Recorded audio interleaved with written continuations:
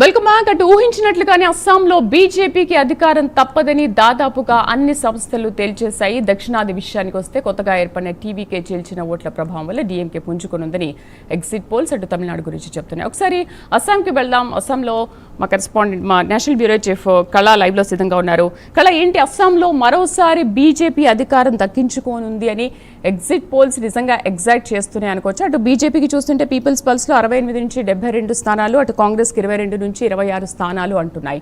So exit polls ని ఏమనుకోవాలి?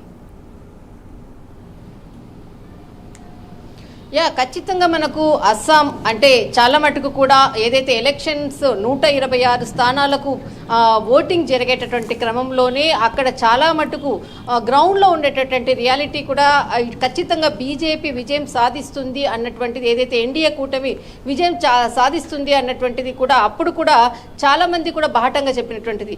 అది మరొకసారి ఖచ్చితంగా అది రుజువు అయ్యేటటువంటి అవకాశం ఉంది దాదాపు. ఎందుకంటే ఇక్కడ హిమంత్ బిశ్వాస్ వచ్చినటువంటిది మూడోసారి ఇక్కడ అంటే ఆయన ముఖ్యమంత్రిగా ఏదైతే ఆయన అంటే జరుగుతున్నటువంటి ఎన్నికలు అనుకోవచ్చు. కానీ కీలకంగా అక్కడ తేయాకు తోటలే చాలా ప్రధానంగా దాదాపు 8 లక్షల మందికి పైగా మహిళలు ఇందులో చాలా కీలక పాత్ర ఉన్నారు. ఇక్కడ మనకు అరుణోదయ ఏదైతే పథకం ఉందో చాలా కీలకంగా వారికి ఎన్నికలకు ముందు కానీ మహిళలకు సంబంధించినటువంటి ఏదైతే వాళ్ళకి ఇవ్వాల్సినటువంటి పథకాలు అనుకోవచ్చు వాళ్ళకి చేరడము ఇక్కడ చాలా ఒక పెద్ద ప్లస్ పాయింట్ అని నేను చెప్పవచ్చు.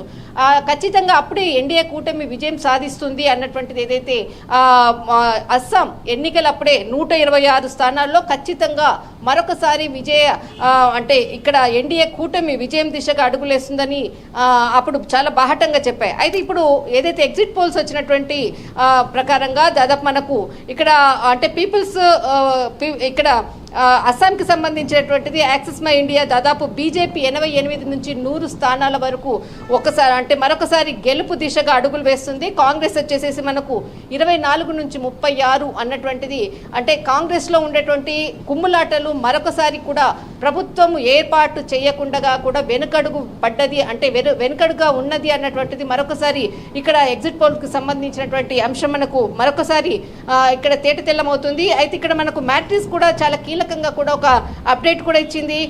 అంటే ఇక్కడ మనకు సంబంధించినటువంటిది అస్సాం అనుకోవచ్చు. అస్సాం దాదాపు 88 నుంచి 100 స్థానాలు ఉండే విధంగా అటు కాంగ్రెస్ మాత్రము 24 నుంచి 36 ఇటు యాక్సిస్ మై ఇండియా ఒక ఎగ్జిట్ పోల్స్ మాత్రం ఇక్కడ ఖచ్చితంగా ఇటు బీజేపీ అంటే ఇక్కడ ఎన్డీఏ కూటమి మరొకసారి అధికారం చేపట్టబోతుంది అన్నటువంటిది గతంలో ఉండేటటువంటిది. ఇది ఖచ్చితంగా అదే విధంగా ఓటింగ్ ప్రక్రియ అనుకోవచ్చు. 126 స్థానాల్లో ఖచ్చితంగా ఇందులో లభించేటటువంటి స్థానాలు అనుకోవచ్చు. ఖచ్చితంగా ఎన్డీఏ కూటమి అంటే ప్రభుత్వం ఏర్పాటు చేసే దిశగా మాత్రము అన్ని ఎగ్జిట్ పోల్స్ కూడా ఒకే విధంగా కూడా మరొకసారి అస్సాంకి సంబంధించినటువంటి ఎగ్జిట్ పోల్స్ వెల్లడించడం జరిగింది. కానీ ఇక్కడ ముఖ్యంగా ఇక్కడ మనకు మహిళలు తేయాకు తోటలు వారి రోజువారు వేతనాలు దీనిపై అక్కడ ఎన్డీఏ కూటమి ప్రధానంగా కూడా ఫోకస్ చేయడం కూడా ఇక్కడ చాలా కీలకమైనటువంటి అంశము.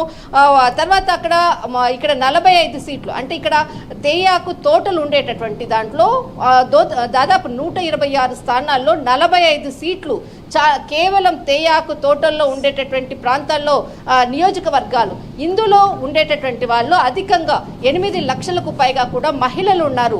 వీరికి లభించేటటువంటి ఏదైతే పథకాలు మహిళా పథకాలు ఇక్కడ కూటమి విజయానికి అనుకోవచ్చు. మరొకసారి అస్సాం హిమంత్ బిశ్వాస్ సంబంధించినటువంటిది ప్రభుత్వాన్ని ఏర్పాటు చేయడానికి చాలా కీలకంగా పనిచేస్తుందని చెప్పవచ్చు.